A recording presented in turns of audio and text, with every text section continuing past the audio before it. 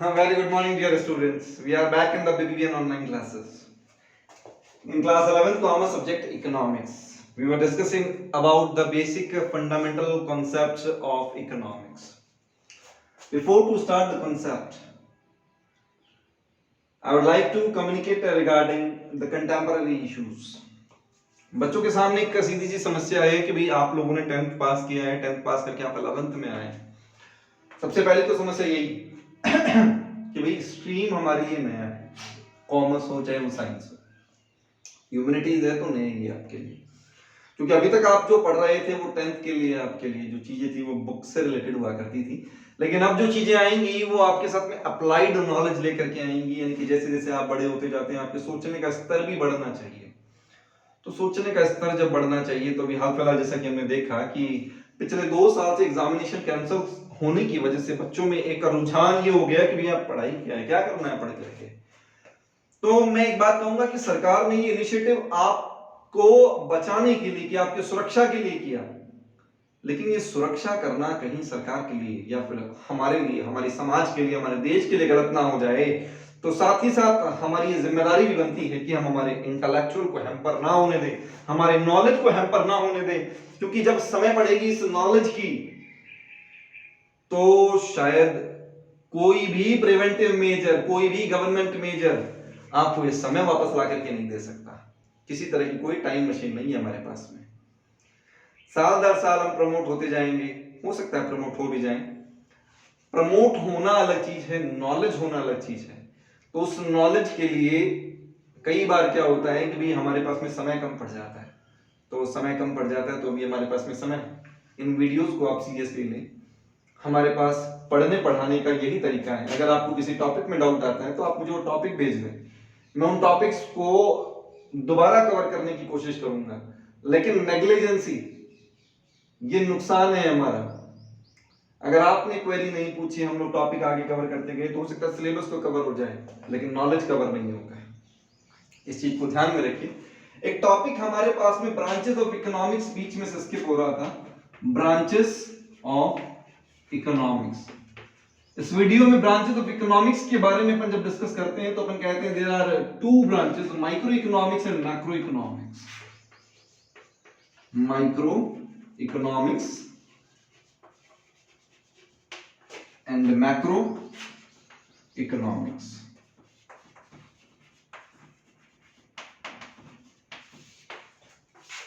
एक एक चीज को अपन डिस्कस करते जाते हैं। माइक्रो इकोनॉमिक्स क्या है? The branch of economics, micro की बात कर रहा हूं, the branch of economics which studies the economical problem at individual or small level is a microeconomics।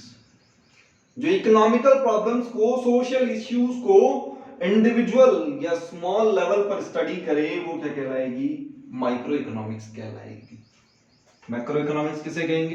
The branch of economics which studies the economical problem at large level और at aggregate level.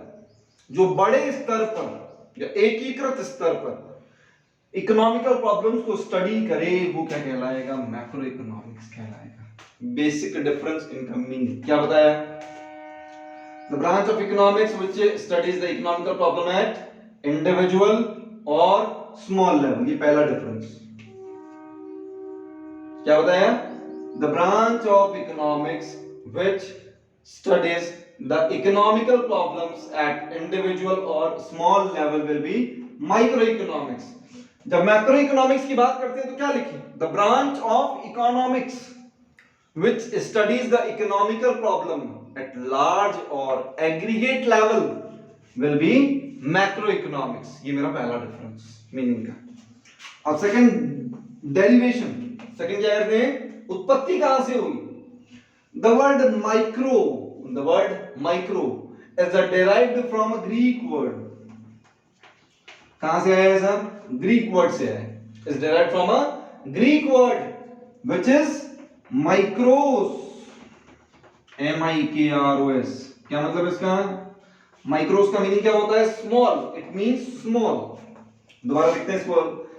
the word micro derived from a Greek word that is micros which means small इसी तरीके से macro economics के बारे में जब बात करें तो ये अपन कहते हैं the word macro is also derived from a Greek word which is micros, M-I-K-R-O-S, which means large. इसका मतलब क्या होता है? large. और इसका मतलब क्या होता है? small. वर्ड कौन सी है? लैंग्वेज कौन सी है? ग्रीक लैंग्वेज है। ग्रीक लैंग्वेज से आया माइक्रोस, ग्रीक लैंग्वेज से आया मैक्रोस। माइक्रोस का मीनिंग स्मॉल, मैक्रोस का मीनिंग M-A-K, ये ए करिएगा। मैक्रोस का मीनिंग लार्ज, ठीक है। Third, it deals with individual variables. It deals with individual variables, हर एक इंडिविजुअल वेरिएबल्स के साथ में डील करेगा कौन? Micro economics. लेकिन ये it deals with the entire economy as a whole, ये पूरी इकोनॉमी को एक साथ स्टडी करेगा, उसके साथ में डील करेगा। इसका मतलब ये तो क्या हो गया? इंडिविजुअल इफेक्ट डालने वाला हो गया, और ये कॉमन इफेक्ट डालने वाला हो गया। जो कॉमन डीलिंग करे वो क्या हो गया? Macro economics. जो इंडिविजुअल डीलिंग करे वो क्या हो गया? Micro economics. चौथा पॉइंट आता है अपना अजम्पशन। चौथा पॉइंट क्या आता है? अजम्पशन। जैसे जैसे अपन आगे बढ़ते जाएंगे वैसे वैसे पॉइंट्स हमारे क्लियर होते जाएंगे। अजम्पशन, जब अपन माइक्रो इकोनॉमिक्स की स्टडी करते हैं we need to assume that macro variables will remain constant. Macro variables will remain constant. जैसे समझिएगा, अगर मान लीजिए मैं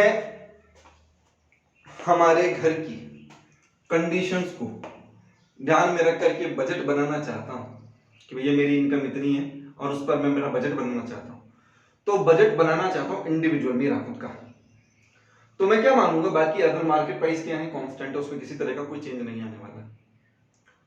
और जब मैं उस चेंज के बारे में पढ़ता हूं, उस चेंज के बारे में सोचना चाहता हूं, तो एक बार मैं मेरी इनकम को कांस्टेंट मान लेता हूं, भैया मेरी इनकम उतनी रहने वाली, उसमें चेंज नहीं आएगा। यानी कि दोनों के चेंज को एक साथ में कंप्यूट नहीं किया जा सकता। अगर मैक्रो वेरिएबल की स्टडी की जाएगी तो माइक्रो वेरिएबल्स को कांस्टेंट मान लिया जाएगा, और अगर माइक्रो वेरिएबल्स की स्टडी की जाएगी तो मैक्रो वेरिएबल्स को कांस्टेंट मान लिया जाएगा। अगला आता है फर्दर नीम। फर्दर नीम, जब फर्दर नीम की बात करते हैं तो माइक्रो इकोनॉमिक्स को थियरी ऑफ प्राइसिंग डिटर्मिनेशन भी कहा जाता है। क्या कहते हैं? Theory of pricing determination. Theory of pricing determination किसका नाम है? माइक्रो इकोनॉमिक्स का नाम है। मैक्रो इकोनॉमिक्स का नाम क्या है? Theory of income and employment determination. Theory of income and employment determination. Theory of income and employment determination macro economics.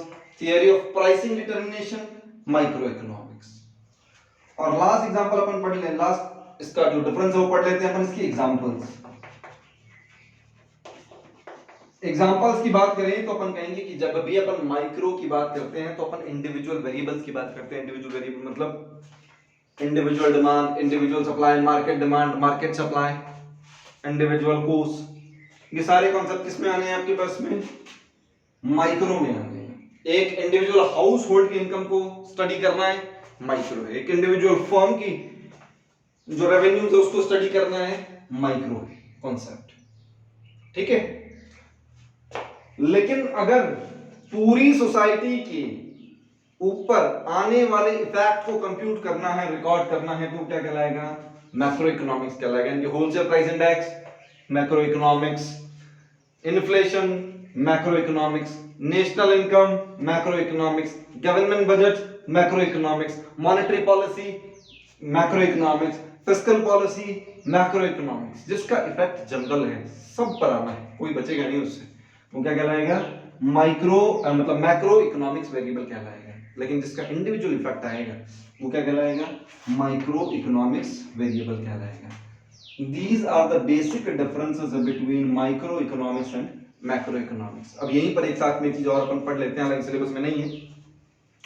Micro macro paradox. Micro macro paradox ये क्या है? एक दूसरे की विरोधाभास। माना कि एक दूसरे की कॉम्प्लीमेंट्री भी हैं। कॉम्प्लीमेंट्री कैसे है वो समझिएगा। अगर मेरी इंडिविजुअल इनकम बढ़ जाती है, सोसाइटी में हर एक इंडिविजुअल की इनकम बढ़ जाए, तो क्या सोसाइटी की इनकम नहीं बढ़ जाएगी? बढ़ जाएगी, नेशन की इनकम बढ़ जाएगी। यानी कि इंडिविजुअल इनकम का इफेक्ट नेशनल इनकम पर आएगा। और अगर मान लीजिए आपके पास में टोटल जीडीपी बढ़ जाता है, आपका ग्रॉस डोमेस्टिक प्रोडक्ट बढ़ जाता है, आपका टोटल आउटपुट लेवल बढ़ जाता है, यानी कि इकोनॉमी ग्रो करती है, तो उसका इफेक्ट इंडिविजुअल इनकम पर नहीं आएगा। जब इनकम ग्रो करेगी यानी कि आउटपुट का लेवल बढ़ेगा, तो इसका मतलब उत्पादन ज्यादा होगा तो लोगों को नौकरियां ज्यादा मिलेगी, लोगों को नौकरियां ज्यादा मिलेगी तो लोग ज्यादा कमाएंगे, यानी कि उसका इफेक्ट माइक्रो इकोनॉमिक्स पर भी आएगा। Both are complementary to each other. मानते हैं both are complementary, micro and macro economics are both are complementary to each other. Micro variables will create effect over macro and macro variables will also create effect over microeconomics। एक दूसरे पर effect आता है, लेकिन एक paradox जो चलता है यहां पर, वो चलता है paradox of thrift, THRIFT, thrift. ये पैराडॉक्स ऑफ थ्रिफ्ट क्या है? थ्रिफ्ट का मतलब होता है सेविंग्स। क्या होता है? सेविंग्स, बचत करना। अब अपन कहते हैं कि माइक्रो इकोनॉमिक्स में जब बचत की बात की जाती है, सेविंग्स की बात की जाती है, तो अपन कहते हैं savings are good at micro level to meet the future uncertainties. Future में आने वाली प्रॉब्लम्स को मीट करने के लिए इंडिविजुअल्स के पास में सेविंग्स होना जरूरी है। ये तो उसकी प्रॉस्पेरिटी की निशानी है, यानी कि जब कठिन समय आएगा तो उस समय में वो सेविंग्स काम आएंगी, जैसे भी कोरोना काल में लोगों की आई है काम में। But what if everyone start to save? लेकिन अगर सबने ही बचाना चालू कर दिया, then overall expenditures level will fall down। Economy में एक्सपेंडिचर का लेवल कम हो जाएगा। जब एक्सपेंडिचर का लेवल कम हो जाएगा, इसका मतलब लोग सामान कम खरीदेंगे। लोग सामान कम खरीदेंगे तो प्रोड्यूसर्स का सामान, producers will remain with unsold stock। सामान नहीं बिकेगा सामान का। When producers will remain with unsold stock, then to clear out their stock, they will have to reduce their prices. And when they reduce their prices, their profit margin start to shrink। कम हो जाएगा उनका profit margin, and with the shrinking profits, producers will think to produce less in the future। As a result, they will hire less factor resources from society। यानी कि society से resource कम लिए जाएंगे। Ultimately, unemployment will increase, and due to increase in unemployment, the income of society will fall down, and the people earlier who were thinking to increase the savings will ultimately remain with the lesser savings। दोबारा समझिएगा, savings छोटे स्तर पर अच्छी हैं, लेकिन अगर ये बड़े स्तर पर आ जाएं तो ये अभिशाप भी है। जो क्वेश्चन है एग्जाम का आपके, savings are virtue at micro level but vice at macro level. क्यों? Because savings at micro level will give the prosperity to the individuals। It will help to meet the future uncertainties। But if everyone start to save more, then ultimate expenditure level in the economy will fall down। As a result, aggregate demand in the economy will reduce। Producers will remain with unsold stock, and they will have to reduce their prices and will have to compromise with their profits। With the compromising profit, they will think to produce less in the future, and if they think to produce less in the future, they will hire less human resource from society। They will hire less resources from society। Ultimately, the income of society will fall down, and people will remain with lesser income and lesser savings, and ultimately savings will reduce। यही concept कहलाता है आपके लिए paradox of thrift. आपका आज का काम क्या रहेगा? आपको माइक्रो इकोनॉमिक्स, मैक्रो इकोनॉमिक्स में डिफरेंसेस लिखने। वो डिफरेंसेस लिखने के बाद में आप उसका पीडीएफ बनाएंगे, पीडीएफ मुझे सेंड करेंगे। कोई डाउट होता है, feel free to send me your problems through WhatsApp. Thank you, have a good day.